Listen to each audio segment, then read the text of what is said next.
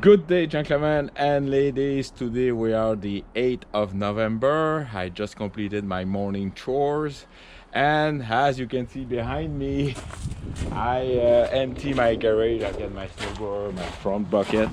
I've got my lawnmower, tractor, John Deere, and as you can witness, I even put my my firewood electrical log splitter. I've got put the bikes outside, and as you witness, well, we received some wet snow first time here yesterday, the 7th of November, and we're about to receive 20 to 30 centimeter of snow on Saturday and Sunday to Monday, roughly. So it's time for the subject of the video will be time to do my fall winter maintenance on my car. So basically the subject of this video will be regarding, I'm going to do a complete fall maintenance inspection, oil change, brake check, clean, tire, putting the winter tire, and some other tips. Like it's almost lunchtime, so I'm just going to jack the car and drop the oil, and stick around. Cheers. All right, folks, so as you witness, once the garage is everything is empty except my backhoe, and I still didn't open my box. It's quite a very nice garage to work in, so the reason why just before lunch I'm going to jack and drop the oil, so the oil I have plenty of time to drop. It's very important for me to have a complete oil drop, and you know, all my oil change video, I start the engine without any oil because the sump oil pump is always full of dirty oil, so that flush the bad oil out of there, and I have many videos showing that to you. Let's do that safely, taking the time, making sure you have your jack stand. Don't rely on your floor jack to keep your car up. Always put your safety jack stand under your car. This is my safety tip. So let's do that. Cheers. So let's drop that oil. There we go. Woohoo, it's warm. All right, so I'm gonna have a lunchtime and I'll be back. Cheers. With the snow I have in the car during the lunchtime, it's all gonna be melted and not dry, but at least it's not gonna drip in the neck. It's very nice to have a heated garage in this outstanding snowing winter conditions. All right, stick around. Cheers. Well, before starting it, I have to remove the filter. So remove the filter. You see that safety thing here is just to make sure that that's the retaining clip to keep the in case if it does go loose. And that little clip is the first time I don't drop it in the oil. Now with my precious, which I bought at the Toyota dealer, the official cap removal, because I scrapped one of these. It's a very popular video. I broke the housing. I think the title was I broke the housing, and yeah, using the proper tool for the correct job, right? All right, so oops, I forgot something. I do not need an extension for that thing. All right, so unscrewing. So I'm just going to go a little bit lower. Just gonna push the oil pan a little bit further more. Give me some torque. There we go.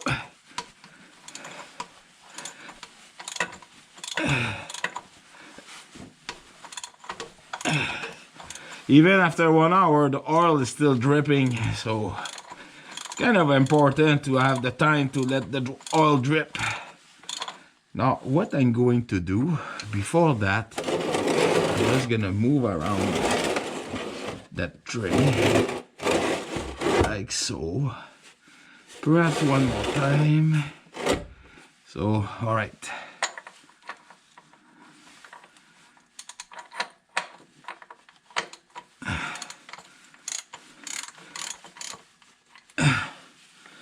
All right, remove this. All right, put that on the side. Take the filter off.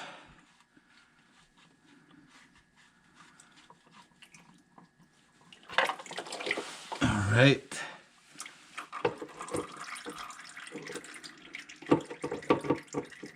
All right. Now, what I'm going to do, I'm just gonna move the light and the camera a little bit further away so you folks can see perhaps the light too in other point of view. Yeah, that will be better like that. All right, you're gonna see a big oil splash coming out that way. All right, I hope I'm able to see that, you folks. I'm just looking at the camera. It's gonna go all the way like this, like all right, stand by. 5, 4, 3, 2, 1. No more than that. All right, so you see the oil flushing all the way down there. I can see that, but looks like I catch the oil pan cashed out all everything.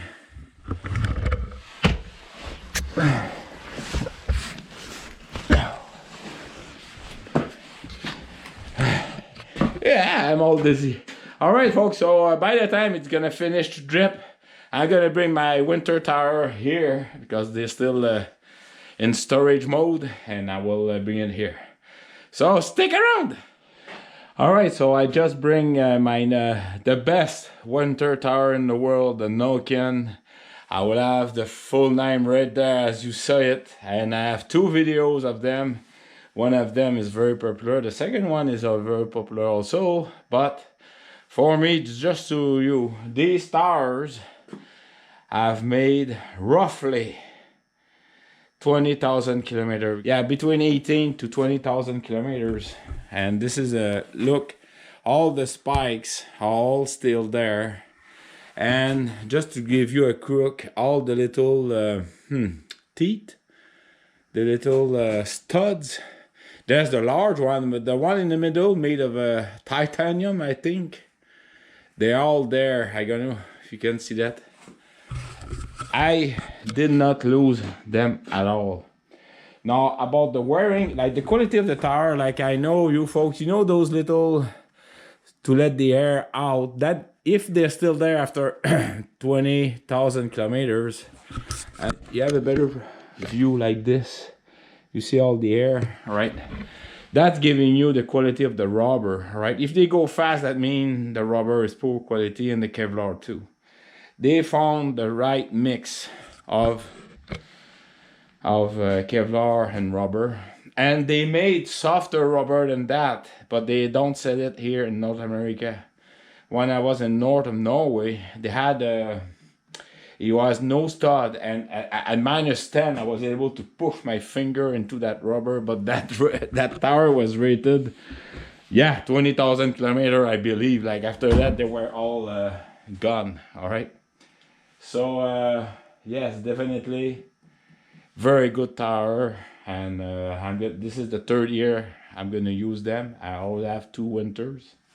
Very happy with them. I mean, my car, it's a manual transmission. If I'm on the airport, they don't put any sand and sand and salt. It's a bare ice, so it's avoiding corrosion on the aircraft. And I can stall my engine if I release the clutch too fast on the 1st gear or the 2nd gear. I can stall the engine on my car because there's such a good traction. So that gives you a thing. All right. So now I'm going to install a clean filter. Stick around. All right, folks. Oh boy, the camera is not there. All right. So I've got the casing of the car, and this is the dirty filter. So I removed the filter here. All right, and this one was another. It was a frame synthetic oil filter, and this time I bought the Mobile One synthetic oil filter. It's a high performance. I forget the glasses, but they said they go to up to 25,000 kilometers. But there I say during the winter time. But one thing I want you to learn is always clean the inside of the filter oil casing. All right, I just remove all the dirty oil. I use a clean rag, take off all the oil in there, and since I'm at it, I'm gonna remove the also the O-ring from it, like so. Just put it over the and. By the way, the dirty oil filter, you can put it in your directly in your house garbage, because that's what I've been told here in Quebec, in this marvelous province. That's what they told me at the recycle center. Put it in the. So that's what I do. I don't know. Let me know what you do in your home province or somewhere in the world. All right, so. You can remove the thing here. You have to push and turn it, but since it's a plastic holding in place, and I know the previous one I broke it, so I just clean with I do all the way in the bottom, and that's what I do. All right, now after I've done that, I'm gonna clean my gloves, make sure they're not contaminated. It's very important. All right. Then I'm gonna put it over my clean rag. I'm gonna open it. All right. So I've got the O-ring here. I'm just gonna put it right at the right spot. All right. Before putting it, I'm gonna add up some oil. All right.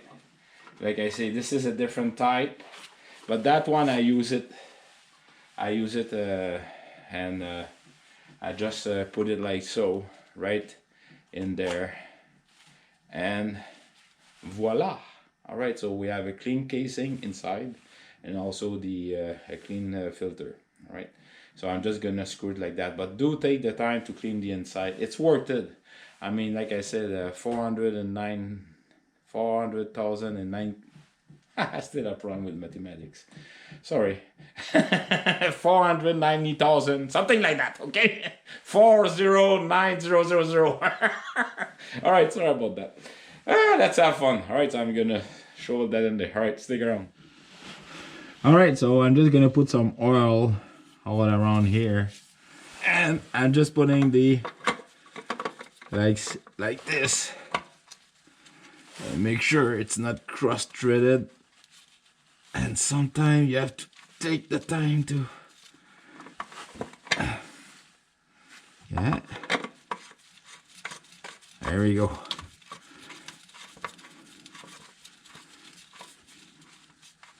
All right, so I'm gonna use my precious tool here.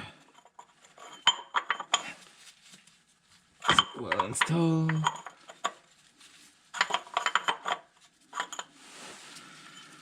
The big teeth right in the middle. There we go. All right.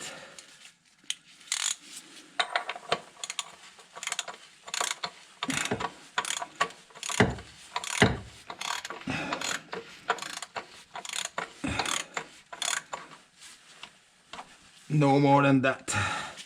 Just snug. It's plastic, so folks, don't tie it. All right.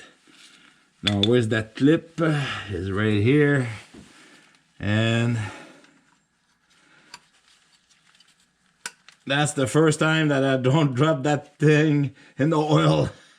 All right, so make sure it's tight, not like snug, all right? 50-inch pound, max.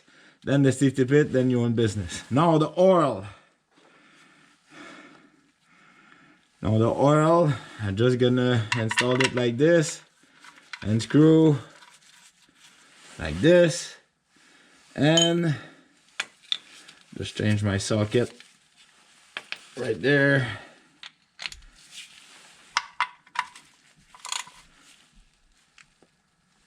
That's it, man. No tight like this cost me an oil pan over torquing it, but what I've done is I was thinking of loosening, but I overtook it and I broke the little thread inside. I still have to fix the other pan, but I still that's the thing. All right, so ear is closed, we're on business. All right, now for the rest of the maintenance, I mean the boots here, there, just stick around. All right, I'm gonna show you something. All right, folks, I guess being in aviation make us kind of clean freaks, but each time that I use tools, I always take the time to clean them. I don't leave them in the oily, dirty state. Before I put it back inside my tool board, I always take a clean rag and clean my tools. Oil, yes, it will prevent them from rusting, I understand, but there's nothing disgusting than you have grabbing an oily tool. And it's also safety oriented, so I always clean my tools after I use them, especially the inside of the socket.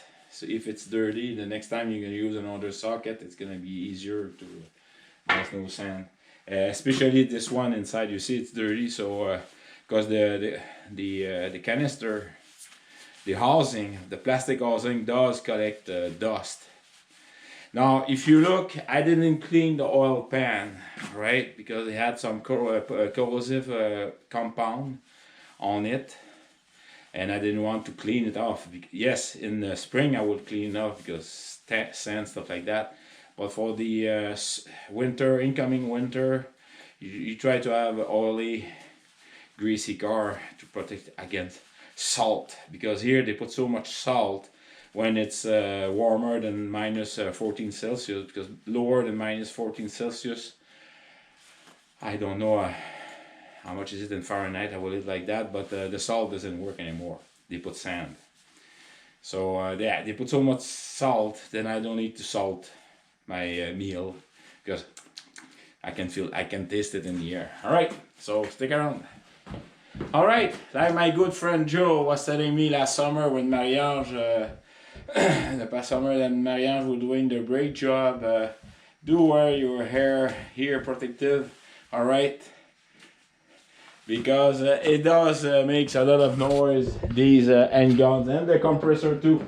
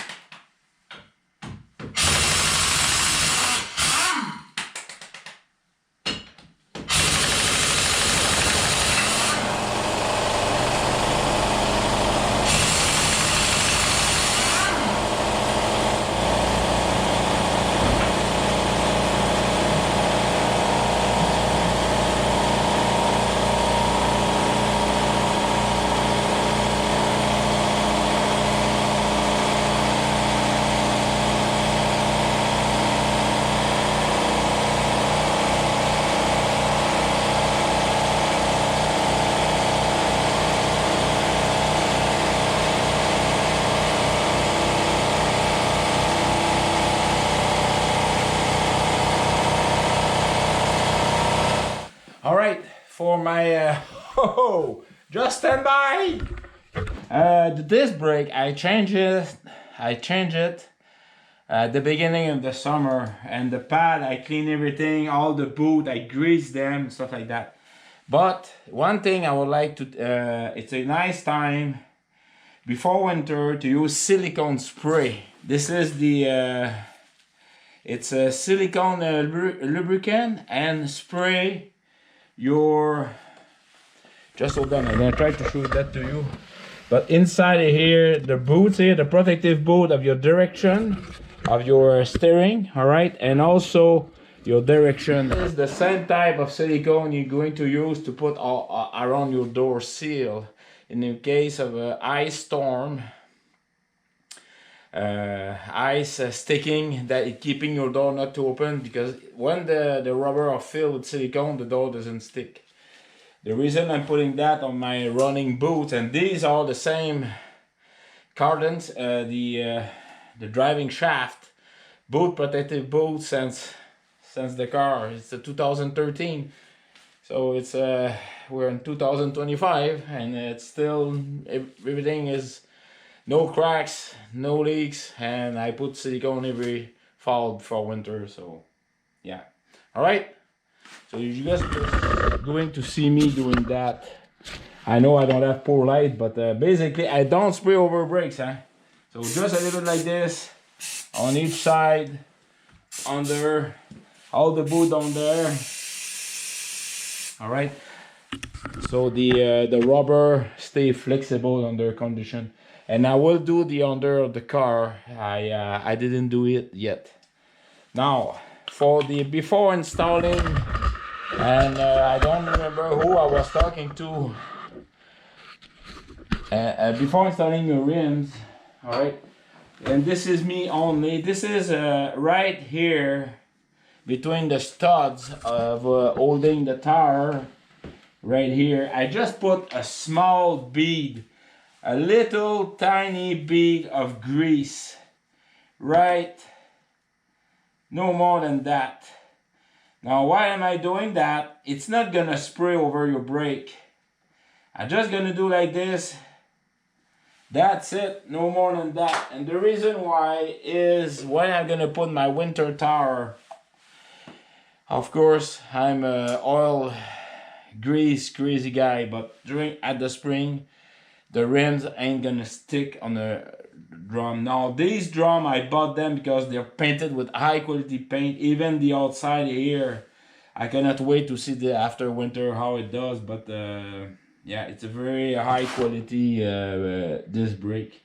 Okay, of course the needle for the calipers all greased up. I also put silicone on the hose. It's very flexible too. This I've done that last at the beginning of the summer, so this year I don't have to do that. Don't forget to grease the hiding arm, suspension arm, so that's what I'm going to do. So this is it for now for all the tires.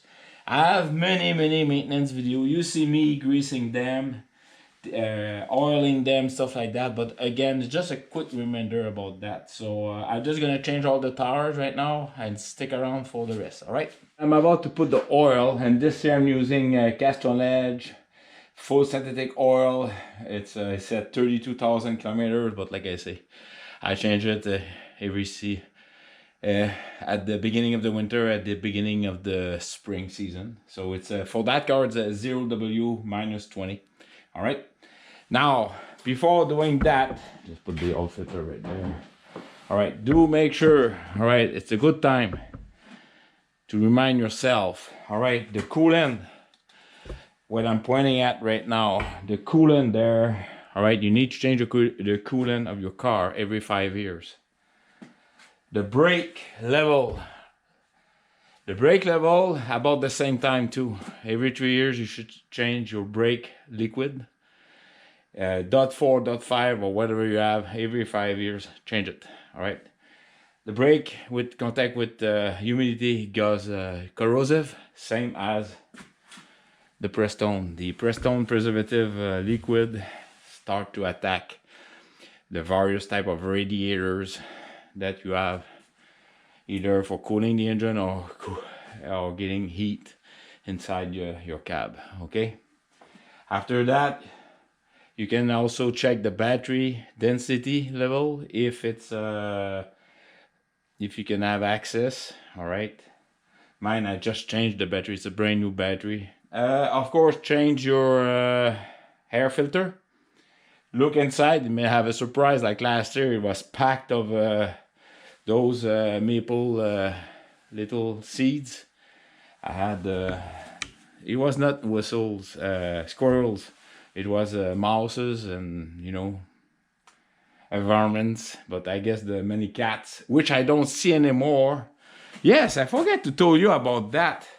Yeah, 2 weeks ago, I had a cat fight on my back door, and it was like, wow! It was only one single cat. When I turned on the light, it was a dark, foxy tail, bigger than cat, who just vanished, and the cat was there. They lost, that cat lost hair. But they had some other hair too, which was not able to identify. Then I had some hunters, which I had at work. They said, you know what? It could be a silver or gray wolf, gray fox. Yeah, we have red fox here, but we do have less more silver fox, gray fox. All right, and I remember 3 years ago that we had the red fox who did win some wars against some cats. And right now, it's been 2 weeks. I don't see any more cats outside. And it's not because the weather related, because there's some cats during the winter time. I guess the gray fox making himself a nice feast before winter. Yeah, that's what I think. But anyway, I forgot to mention that. Yeah, I had a big cat fight. I didn't. It was only one single cat, and that's why I didn't. Woof. Anyway. The cat went one way, and that I just say like a furry tail going the other way as soon as I flick the light.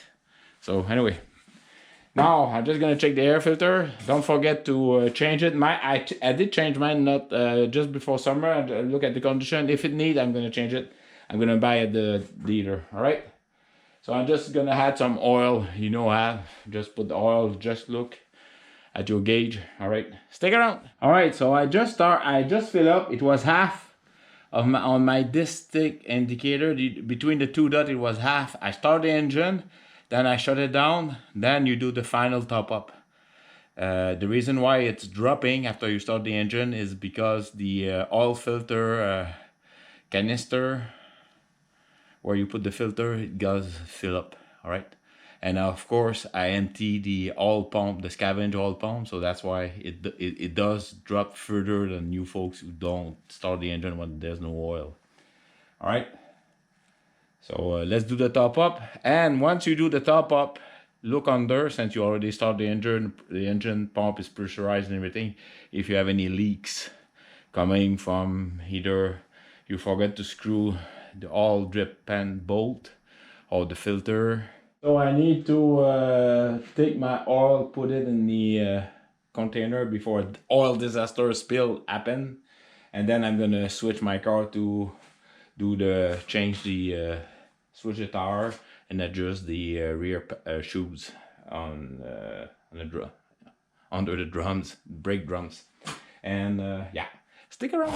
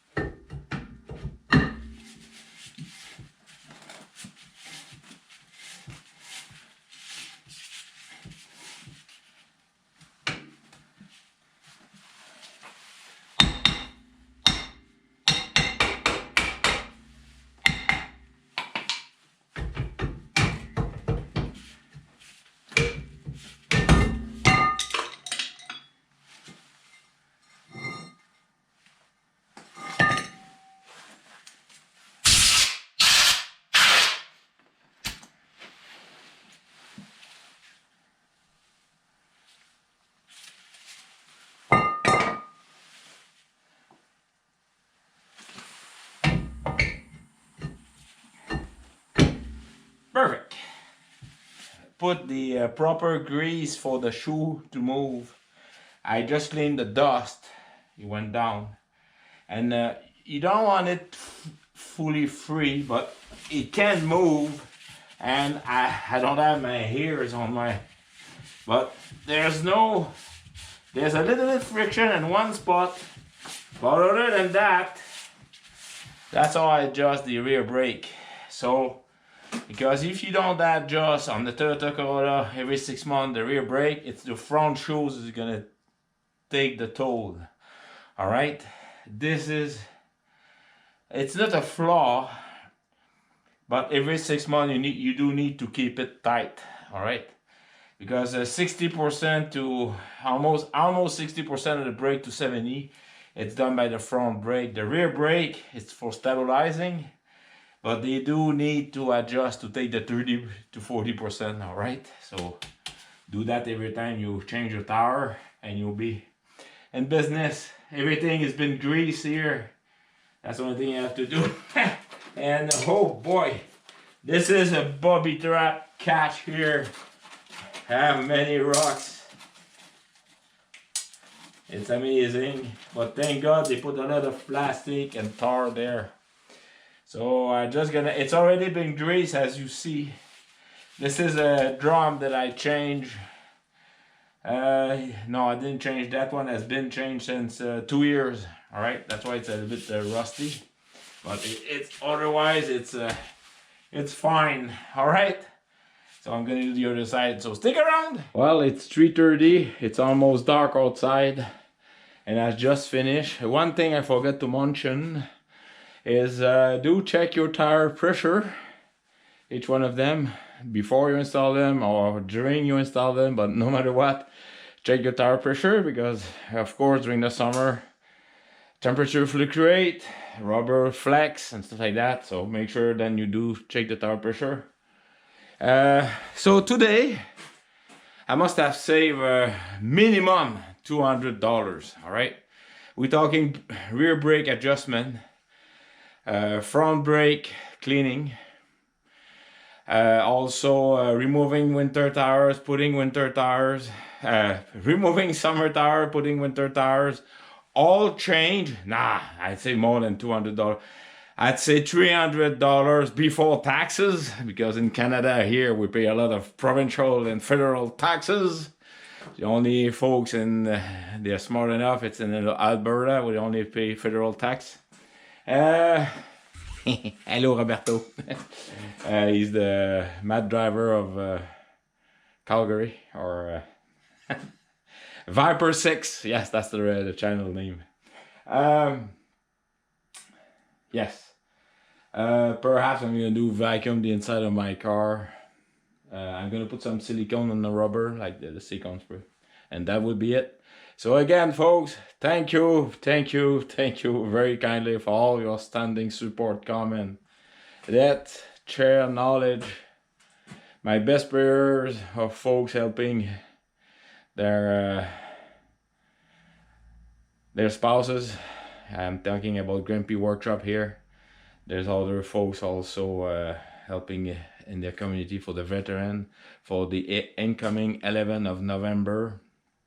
Think about all those folks who fought for our freedom in various peacekeeping mission in Canada. Here we were involved in a lot of UN peacekeeping mission, also NATO mission, and of course World War I, World War II, the Korean War, and also in late 1800 the Boer War, and various mission in the north also. So the north is vast, and it takes a lot of elbow grease, juice. And also I'm thinking of all the people who died in the military from accident. I mean, training accident, mission accident, day-to-day life accident. We just lost a captain here on the base a few weeks ago.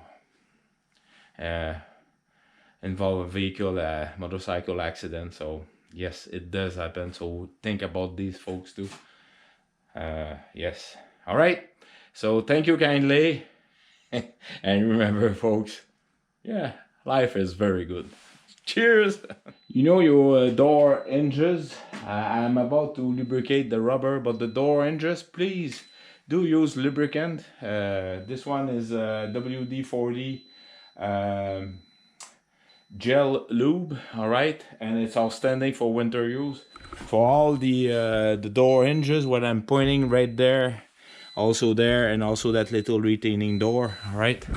It's very good for that because the salt are, I think, attacking them pretty well. All right, that was my last tip. David out.